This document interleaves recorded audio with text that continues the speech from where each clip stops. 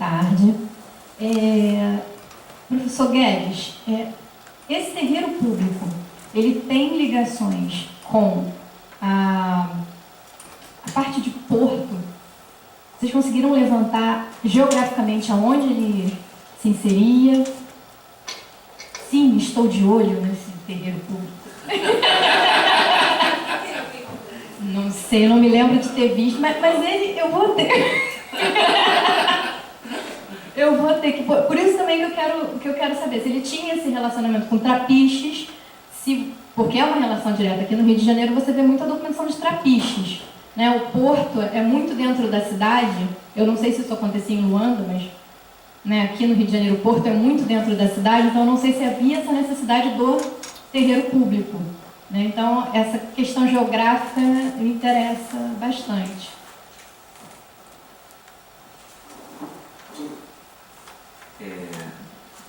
Jorge, eu não sei.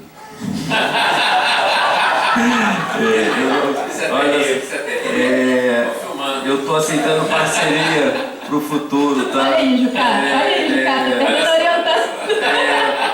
Eu realmente não sei, porque, como eu disse aqui, isso é documental. Como é que eu trabalho com os meus alunos? Eu faço assim com eles, é pura chantagem, né? Eu chego para eles e falo o seguinte: olha, tem uma equipe aqui, todo mundo transcreve, todo mundo usa tudo de todo mundo. Então e aí, quando eu fiquei prestando atenção nessa documentação, eu aí eu fucei, né? Eu perguntei para A, para B, que era um Câmara Municipal, só tem celeiro público, eu não sei porque, celeiro em Lisboa, na Bahia, acho que tem no Porto, mas em Luanda é chamado de terreiro, nunca vi celeiro. E o que acontece? Como eu te disse, você tem as espécies de arimos. São áreas geralmente próximas a rios, né? A Luanda é muito seca. E esse é uma ilha, mas você tem uma parte muito próxima ao continente, entendeu? Né? Muito próxima. Então, você não chega a ter trapiches aqui, porque você não tem uma baía, por exemplo, nem trapiches de rio. A coisa vai porque você tem uma parte lá que é um paredão. Quando você está chegando na cidade, você vê aquele paredão assim. Então coloca questões do porto, de acesso. Deu para entender? Então, uma espécie de falésia, né? Então, vamos dizer assim, vem muita coisa pelos rios, pelo Kwanza, pelo Bengo, tá? E vem coisa por terra também, pelas rotas terrestres. Aí você pergunta assim, aí você faz uma pergunta dessa, eu só posso responder que eu estou aceitando parcerias para o futuro. Eu ainda estou tateando. Desculpa. Não, estou aceitando mesmo. Por quê?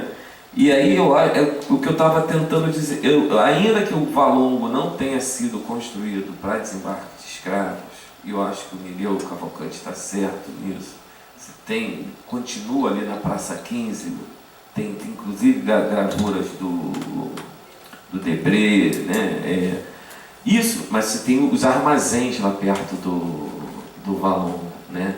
Assim como você tem um monte de armazém, né? Eu passei lá naquele, onde era a casa da Ana Joaquina de Souza, que está lá até hoje. É uma coisa enorme, enorme, né? Então você tinha os outros barracões. O que eu estou querendo dizer com isso?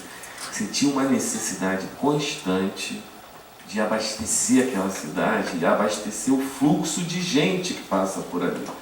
Tem ano que você tem entrada no Rio de Janeiro, né, ainda nesse período, de 10 mil cativos. E desses, com certeza, 8 mil estão vindo de Luanda e Benguela. E desses 8 mil de Luanda e Benguela, uns 6 mil estão saindo pelo menos de Luanda. Benguela só vai ser tete a tete com Luanda em 1798, no tráfico. Ou seja, não à toa que você cria esse terreiro público e você tenta gerir todo o fluxo de... E nisso, o Juca estava falando, as mulheres, o que a gente sabe é que as mulheres, o comércio varejista está na mão delas, pelo menos, de alimento, lá. como aqui também. Assim, a distribuição do varejo é delas. Eu, quando converso com a galera que trabalha com escravidão aqui, né, às vezes eu fico dialogando muito com o Márcio Soares, eu fico assim, pô, Márcio, esse pessoal fica falando das pretas minas aqui, né?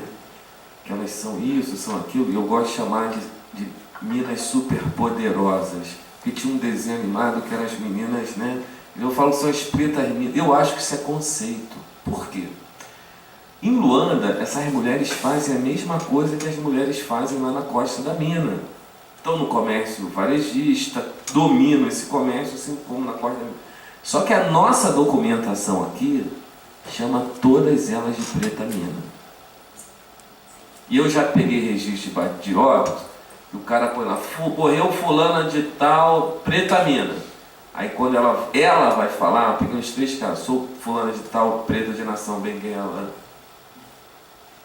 Entendeu? Porque o registro do óbito está lá, o padre diz, mas isso está... E aí, por que eu estou dizendo isso? Porque eu não sei onde que essas mulheres lá estocam alimento para fugir do terreiro público. Que elas têm que ter estocado.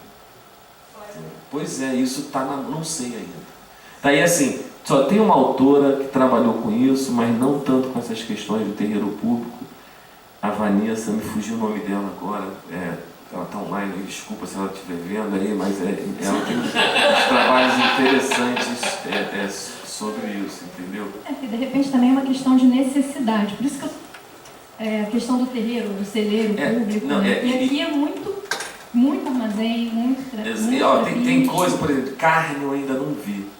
Então quando eu vejo o teu trabalho aqui, outro sobre carne verde, o que acontece? Lá você tem muito sal gema, que é o sal em pedra. Então isso coloca uma certa dificuldade para salgar. Mas por outro lado você tem peixe salgado pra caramba. Mas carne eu nunca vi. Nunca vi. Carne verde. Então, por exemplo, não estou dizendo que não tem. Até onde eu cheguei na pesquisa, eu não vi. Né? E eu também nunca vi. E é curiosíssimo porque e os autores não falam também, né? E tem a coisa do tráfico. Assim, é como se você tivesse que abastecer, gente. Quantos o Rio de Janeiro tem 1780? Você imagina um lugar que está saindo 10 mil pessoas por ano. Dá comida para essa gente. Entendeu? Porque assim, o cara chega e tem que esperar o navio, fica lá. Tem que comer. Não, vai farinha daqui para lá. Entendeu? Então, assim, só que isso dá para ser feito. Posso só fazer uma polêmica? Claro. Da história do Nireu, né? Eu não estou... É só uma polêmica assim. Eu não estou dizendo, eu acho que uma guia das pessoas que eu li, assim, elas não estão dizendo que você construiu o valor para uma coisa e ele foi utilizado para outra. O que às vezes me incomoda no trabalho de uma certa documentação é exatamente isso, assim, ler aquela documentação no viés e no olhar que lhe interessa para gerar ali uma polêmica historiográfica onde não existe. Entendi. Né? Porque eu acho que as pessoas, o valor pode ter sido construído para uma coisa, ter sido utilizado para outra, mas o que me chamou a atenção, até eu fiz uma polêmica, acabei falando isso publicamente e tal, é porque eu acho ótima essa ideia de que a gente daqui para frente tenha que fazer trabalhos colaborativos, também os pesquisadores com as instituições públicas. Esse trabalho do Fragoso, enfim, era quando a Fátima ainda estava viva e a gente acabou entrando. E cada vez mais isso tem que acontecer, porque nem só as instituições vão conseguir dar conta desses acervos, enfim. E às vezes quando você faz ainda, você vê de uma outra geração e ainda são trabalhos muito individuais e você faz um olhar, é quase como que sempre a gente vai estar sempre descobrindo, porque qualquer jornalista que vai te entrevistar pergunta, mas no seu livro você descobriu o quê? Não descobri nada, não necessariamente eu tinha tantos documentos, e acho que é alimentar esse mercado que vê a nossa profissão às vezes como um divulgador de eternas novidades. E às vezes não é isso. Só essa coisa. Não. Olha, no caso aqui do Rio de Janeiro, a gente não pode esquecer uma coisa seguinte, é o crescimento desse negócio no final do século XIX. Então isso ajuda, ainda que o Valongo não tenha sido feito ele se tornou. E a cidade é muito... gente, eu digo para os meus alunos, você pega a década de 40 do Rio de Janeiro, do século XIX, tá, gente? Gente, olha só, eu brinco com os meus alunos, eu sou de colônia e império. Eu brinco com eles de que república para cá é jornalismo, não é história. Tá? Que os meus colegas de república não me ouçam, que é só brincadeira. Então, quando eu tô falando década de 40...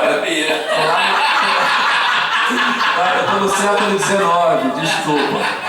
Eu estou no século XIX. Que é mais ou menos em termos demográficos, você tem anos no Rio de Janeiro, na década de 40, a estimativa é 40 mil por ano, tráfico.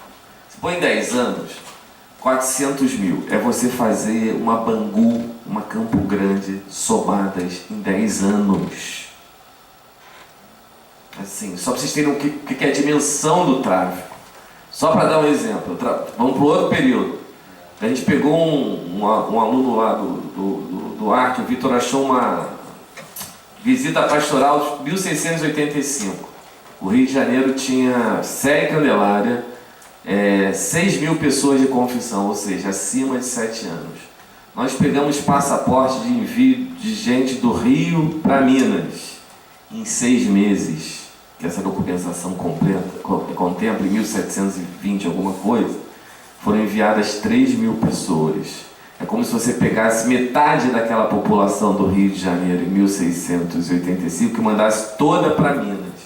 Então, eu acho que o Valongo ele pode ter sido construído uma coisa e se tornar outra. Você tem os armazéns, entendeu? Aqueles armazéns, aquilo ali era... Você tinha quarentena. Agora, eu não acho que é um processo substitutivo. Continua lá onde é a alfândega, onde hoje é a Casa França Brasil, entendeu? A cidade, o Jucá está aqui melhor, a cidade é um boom, literalmente é um boom, entendeu? Então, assim, isso, e aí eu acho que isso tem a ver com o tráfico, estrutura as cidades do Atlântico, entendeu?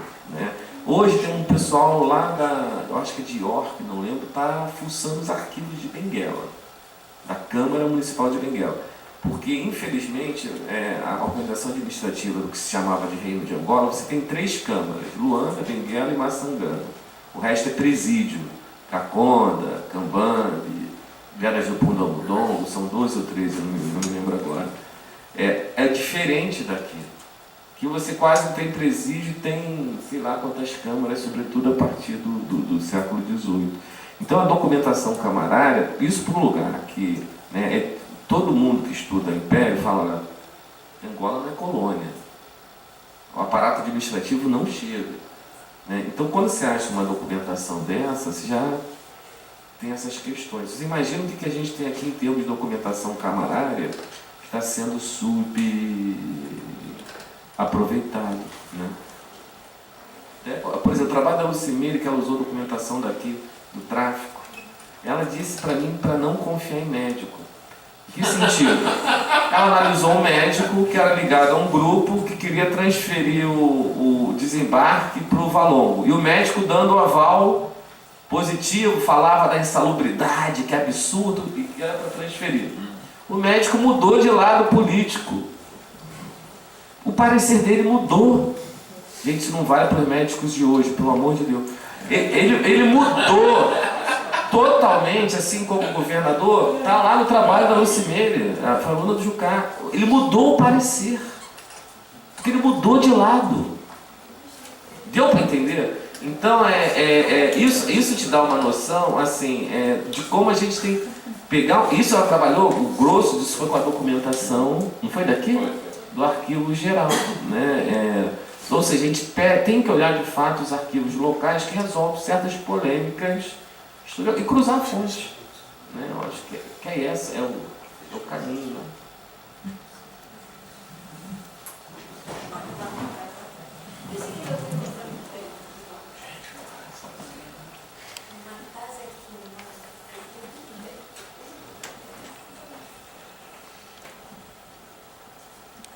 Boa tarde, satisfação acompanhar a mesa. Meu nome é Igor Alencar. É uma questão para o professor Roberto Guedes, salvo engano, estou conhecendo agora. Minha pergunta, ela surge um pouco situada no século XIX, analisando Vila Boa, Goiás. E aí, naquela experiência, a gente advém um número significativo de sujeitos livres de cor. E esses sujeitos pleitearam uma certa mobilidade social, inclusive acerca de acessar aos cargos públicos, até mesmo com a petição dos homens pardos, que para a definição colonial eram tidos os mulatos. É uma pergunta simples acerca meio dessa experiência que eu tenho acompanhado, mas o desconhecimento sobre a história de África é quem são os camaristas de Luanda, professor. Não sei se me situei. Quem são os camaristas de Luanda? Entende Luanda como uma cidade tão cosmopolita quanto o Rio de Janeiro. Então você tem o Reinol, que vai para lá e consegue postos na Câmara, inclusive de vereador. Você tem o que eles chamavam de filhos da terra, que são os súditos portugueses, mas já nascidos lá, frequentemente. E aí você tem que saber, aí pega isso com padrão de imigração portuguesa, o homem vai sozinho. Então, inevitavelmente, o filho da terra não é ariano puro, pelo menos. Ou ele é mestiço, mas ele e aí, dependendo da posição social dele, dependendo do contexto, a qualidade, que hoje nós chamamos de cor, não vai aparecer. Porque ele é homem da Câmara. Ele ascendeu a um patamar